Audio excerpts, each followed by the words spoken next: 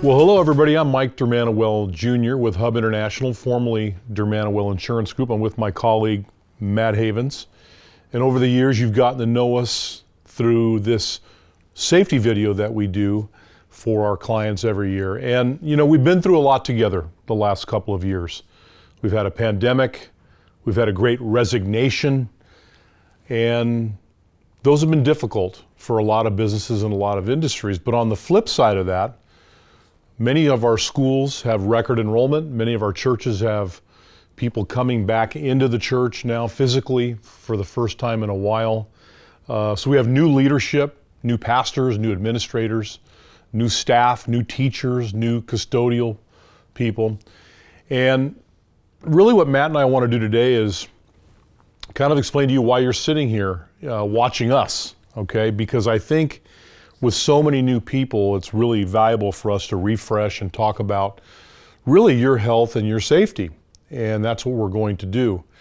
Health and safety in the workplace is all a part of what's called workers' compensation. And that's an insurance that is provided mandatory in California. And it's kind of a payroll tax. So your church, your school pays based on how much payroll they have. And they also pay based on how many injuries that they have over the years. That's a big component of all of this. And so what we're trying to do is kind of alert you to the top ways that in your ministry you might be exposed to getting hurt and to help you not do those things. The other aspect we'd like to do is really show you how to spend as little money as possible on this insurance, because in all honesty, if there are never any injuries, then you can see your costs go down over time. And that's really our goal. So sit back, enjoy. We're going to be here for about 30 minutes or so. We have a lot of old footage from years gone by where we got out and did some crazy things. But I think you'll find it useful, maybe a little funny at times. But our goal is to make sure that you get through a year without getting hurt, completely healthy and completely safe.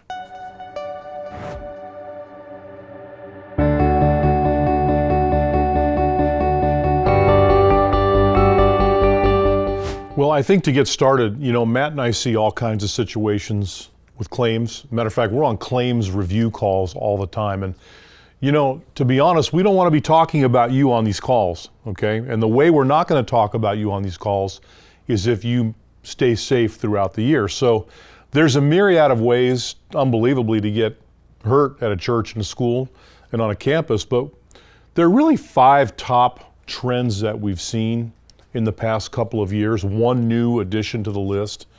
And so Matt, let's kind of review what those 5 are. Our top causes are falls, slips, and trips. Right. Strains from lifting, pushing and pulling items. Strains from repetitive motion, your cumulative trauma type injuries.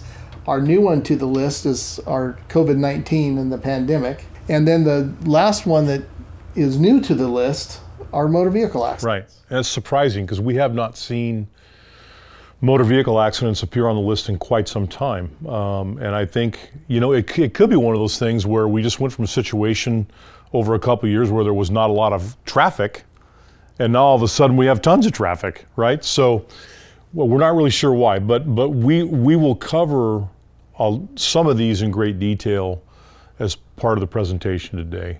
Because really when it comes right down to it, within those categories, there's just a few ways people are actually hurting themselves. That's correct. Yeah. Would you say that a mindset of being in a hurry or being distracted is a big contributor to some of this stuff? 100%, yes. Yeah.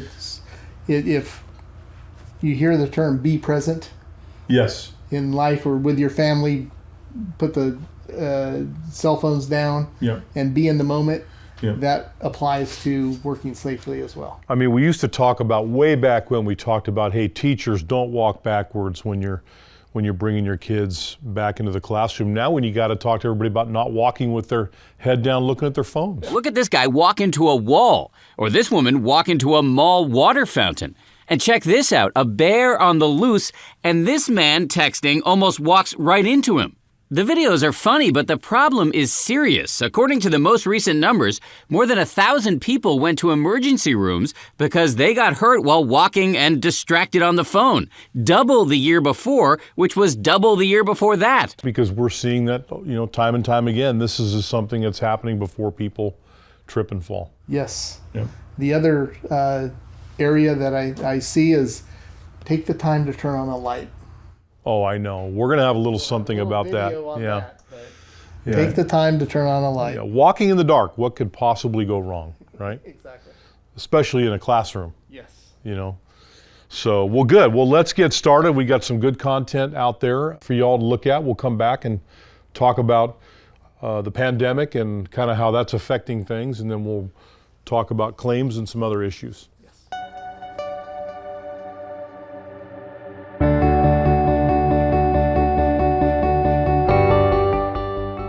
I mean, you're seeing some slip and fall and some safe walking vignettes today because simply if we just eliminated slips, trips, and falls, we could probably cut the cost of workers' comp for our clients by half.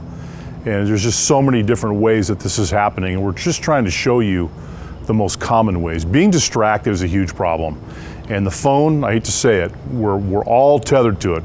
We can make fun of our teenagers and make fun of young people, but the adults are just as bad.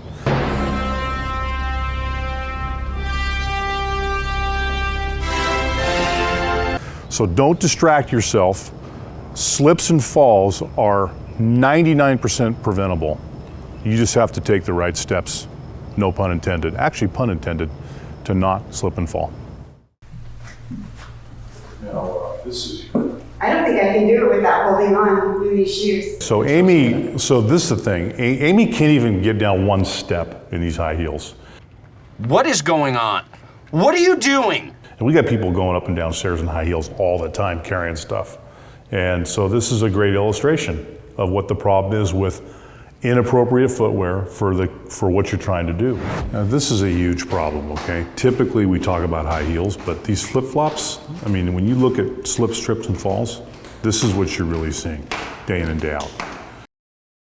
Special attention today to slips, trips, and falls. The number one cause of injuries. Most can be avoided by slowing down and correcting tripping hazards. That's all.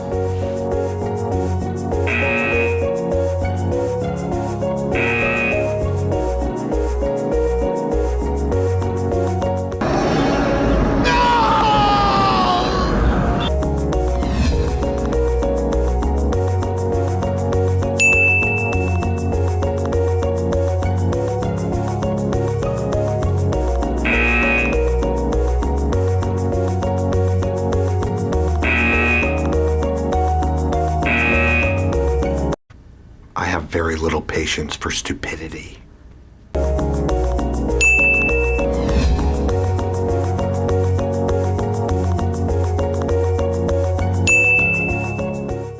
Well, you got a point there.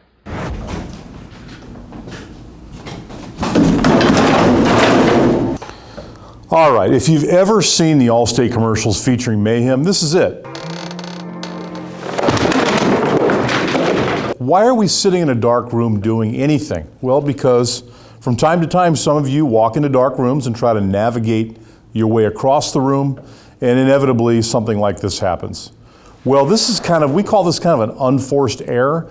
I don't want to let you in on anything too secret, but when we see injuries come through, we'll do a little bit of eye rolling on these. Why? There's a light switch right next to the door. And guess what? Did you know you're all carrying a flashlight? Right here, flashlight. Every single phone has a flashlight. So folks, let's not commit unforced errors. Use light when you walk into a room.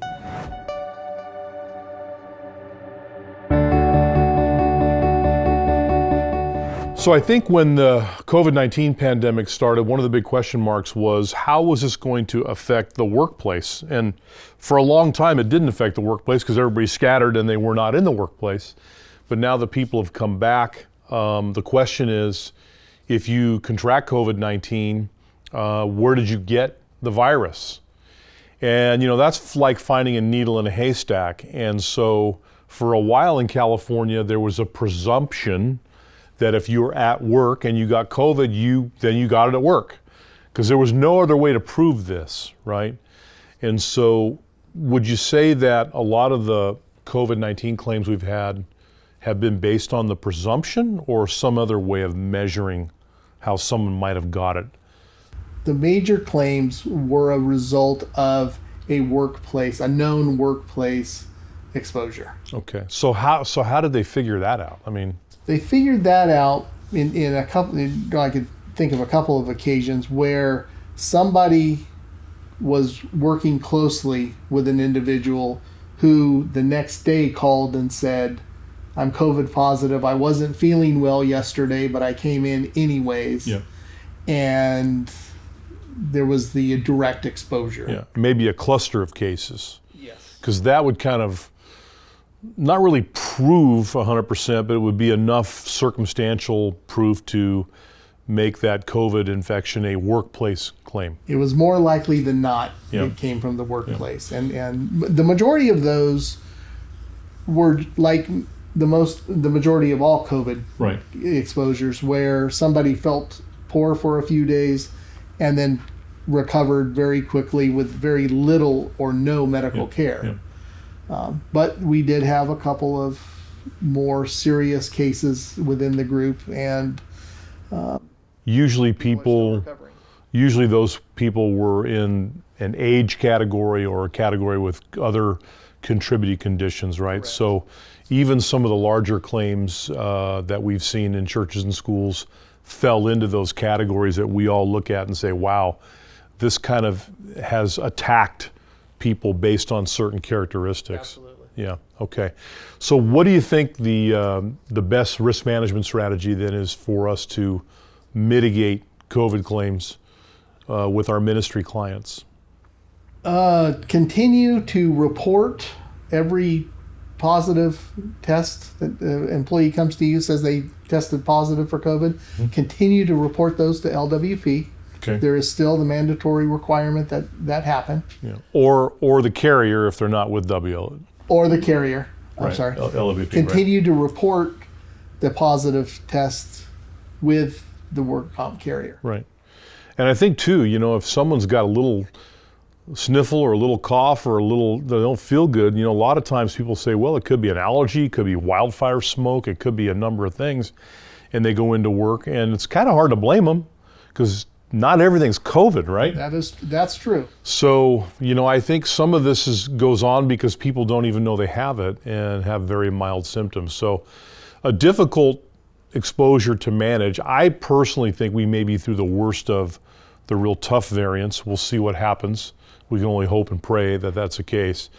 But with some of the latest outbreaks happening now in the summer of 22 we're in now, seem to be a little bit more mild cases. They seem to be, and they do. People get over them fairly quickly.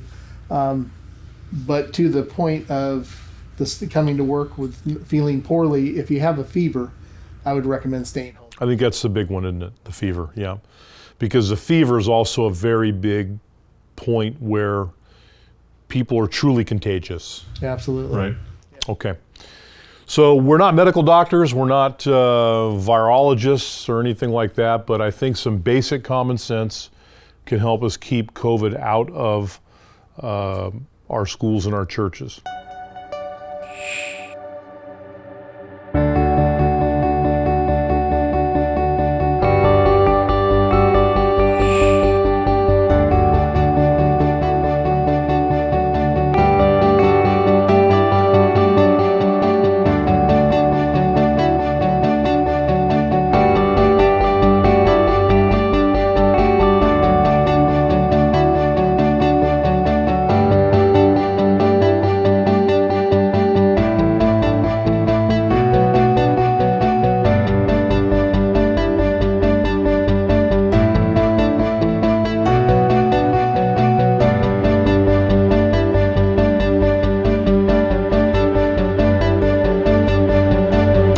I think when it comes to lifting and pushing and pulling, it's all a function of people understanding their physical capabilities.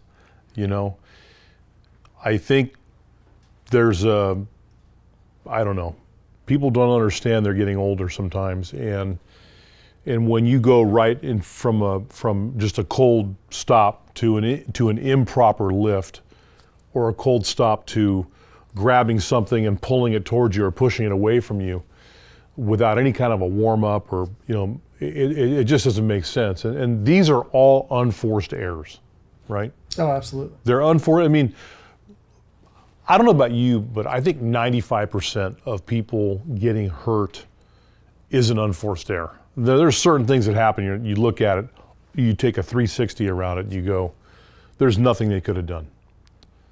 But am I exaggerating that 95% of this stuff is preventable? It might be a little bit high, but there is still, going back to be present, pay attention. Be present, pay attention, you got to care. Yes. I mean, nobody goes into work thinking they're going to get injured. Nobody goes into work wanting to be injured, right? But I think plenty of people go into work maybe not paying close attention to what's going on around them, or being present, as you say, and that's an ongoing issue. I mean, we are so distracted all the time,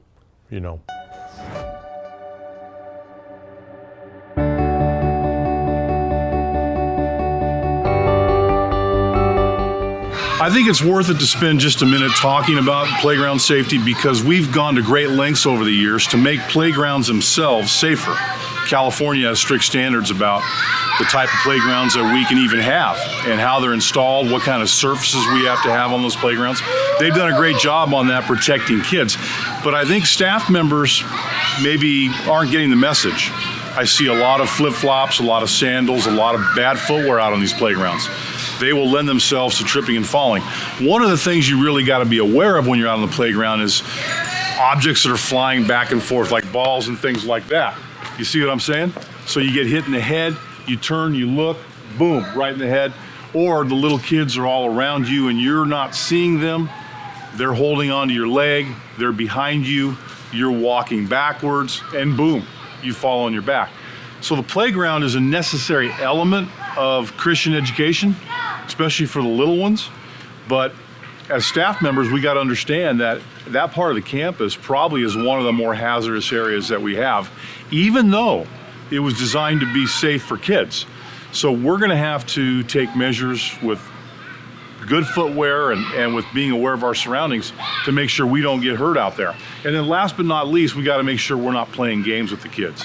Because in all honesty, when they fall down, they can get up. And you know what happens when we fall down, right? 50-50 maybe, whether we can get up or not. So be safe out there. The playground jobs are important, but they're also among the most hazardous that we have on our campuses.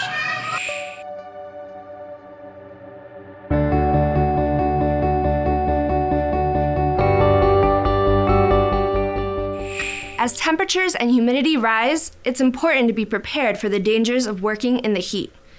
Dozens of workers die every year due to working in the heat, and thousands become ill. Most work-related heat deaths occur in the first few days of working in the heat. That's why it's important for employers to allow workers to gradually build that tolerance to the heat, whether they are new, temporary, or even seasoned worker. Heat illness can affect anyone, no matter how old you are or what shape you are in. Symptoms include headache, nausea, dizziness, weakness, irritability, confusion, thirst, heavy sweating, and a body temperature greater than 100.4 degrees Fahrenheit. But heat illness can be prevented with 3 simple steps: water, rest, shade. Drink water every 15 minutes, even if you're not thirsty. Rest in the shade to cool down. Wear a hat and light-colored clothing. Workers can stay safe and healthy if we watch out for their health and remember 3 simple words: water, rest, and shade. Taking these precautions can mean the difference between life and death.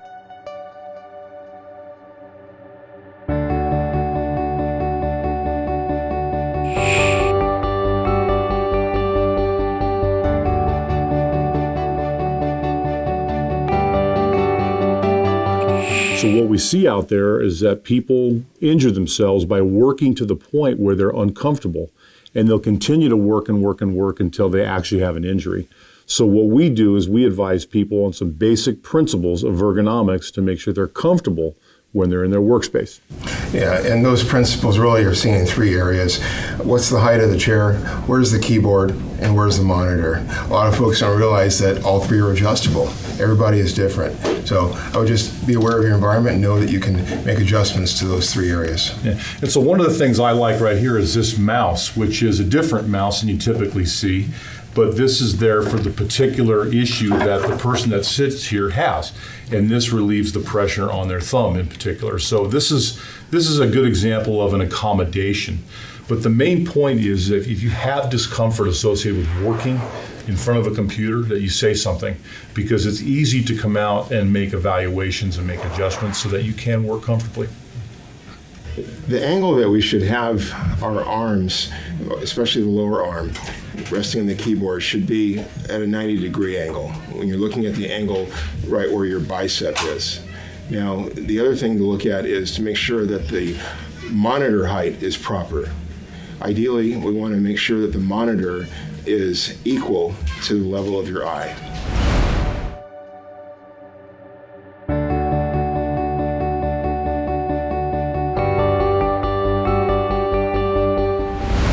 Well, first of all, there's a lot of fun trips out there. I know we like to have a lot of fun with the students.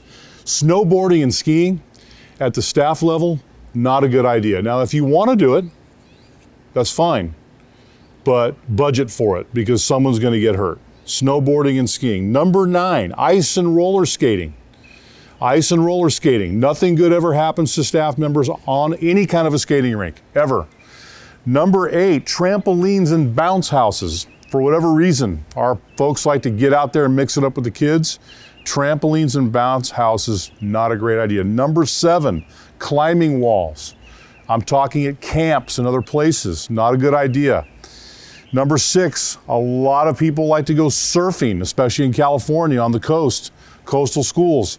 I don't care if the kids surf, staff surfing. Okay, that is messed up. Running. A lot of folks get in a hurry. They feel like they got to run. A lot of people get hurt running. Number 4, dunk tanks.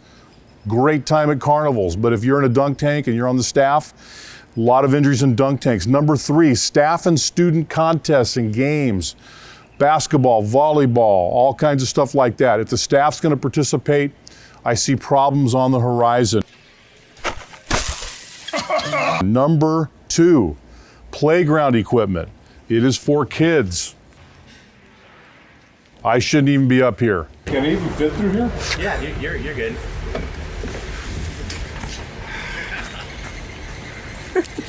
Took 3 people to get me up here, it take 4 people to get me down. And number 1, don't get on the roof, okay? Pretty rare to see people up on the roofs, but I've driven into parking lots before and seen people up on the roof retrieving a ball or doing something like that, and I always wonder, why is that person up there?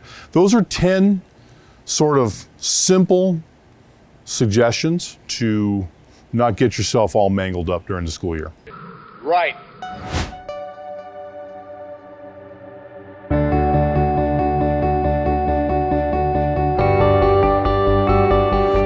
So Mike, I wanted to talk to you about coaches. We're starting to see once again coaches participating and getting injured. Well, let's talk about, if we're going to do that, let's talk about youth pastors. That too. Because, hey, youth pastors, coaches, biggest nightmare we have in this entire deal, okay? You're young, most of you are pretty fit, most of you think you're pretty invincible, and yet we're talking about you in these claim reviews all the time now, okay? So what's the best strategy for them to not wind up being talked about by us? Don't participate at full speed. Yeah. You can demonstrate athletics without going full speed. Youth pastors, you can have fun, but when I see you doing what you do half the time, it really, really worries me. And I know you want to get out there and mix it up with the kids, but I'm advising you at this point not to do that.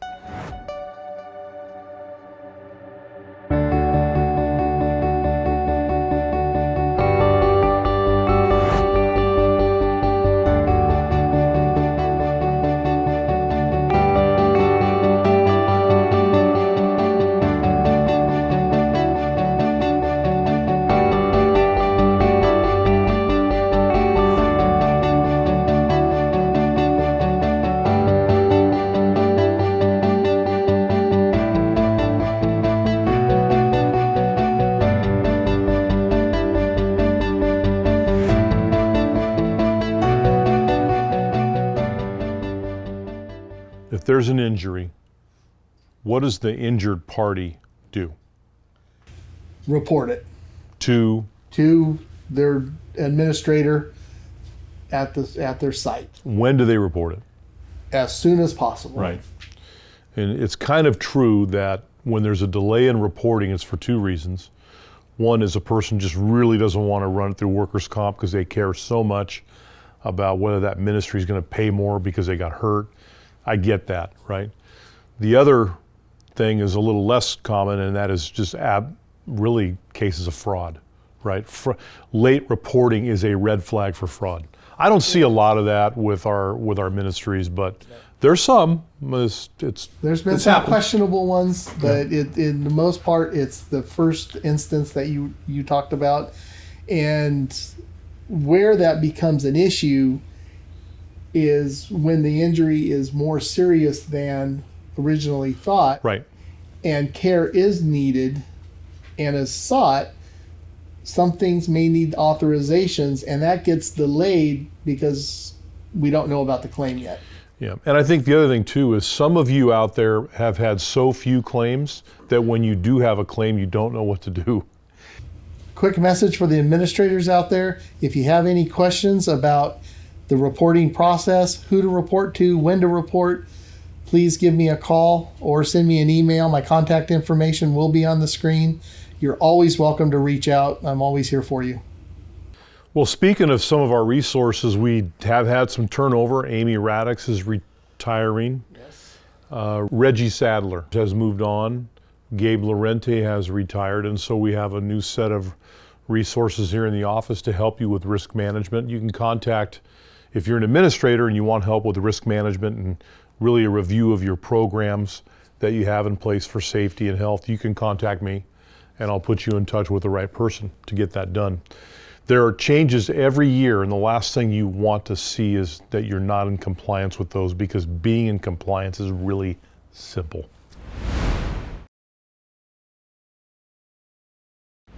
If you need resources to help you with all of this, and this is for the administrators, you can contact Matt for claims information. You can contact John Wiebe, who is our new Director of Client Services, to put you in touch with all kinds of resources on how to teach safety throughout the year, all kinds of topics that you may want to go through. And then you can send all your other general questions to me, and I'll make sure that you get answers.